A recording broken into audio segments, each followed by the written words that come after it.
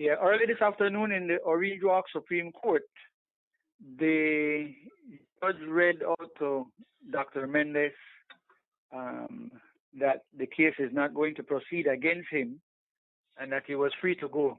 Okay. How many charges had he faced? He had faced, I'd have to look at the file, but he had faced at least 6 charges in relation to the allegations against him. And all those charges have now been dropped against him. Was there any reason given for the dismissal?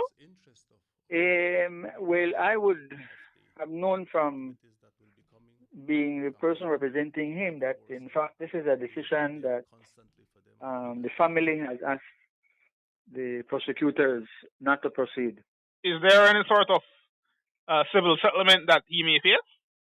No, because remember, it is in fact something that is within the family. It's not outsiders who are trying to prosecute him. So I think as a matter of policy, where a family is reluctant to proceed with a matter, they can signal to the prosecutors, who would then, of course, ask them to confirm that in writing and then proceed, no, so that they could say that it was not a decision they just made right so.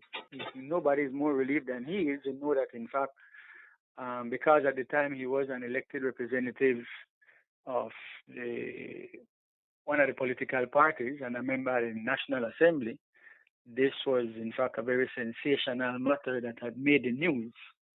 So I know he feels that, well, finally the matter is now behind him, and that he can, I think he was thinking of calling a press conference. He wanted to take advantage of the fact that he could speak to all those people who had supported him and had kept him strong going along the terrible onslaught of what happens in a small society like ours when politics is mixed into anything, no?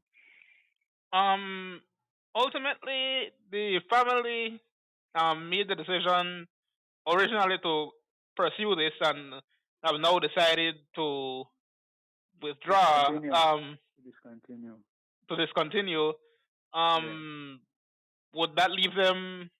I don't know, but would that leave them to possible malicious prosecution? No, because that would not arise, because what is involved is that, in fact, the prosecutors would have been acting based on some information.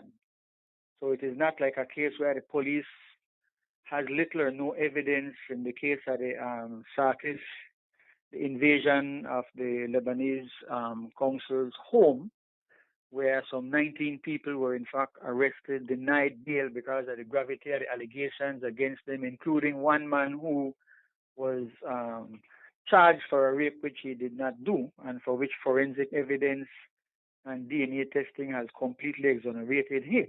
How does Mr. Mendez, Dr. Mendez, pick up his reputation from here? Because it's already mud, so to speak. Yes, well, it's tarnished.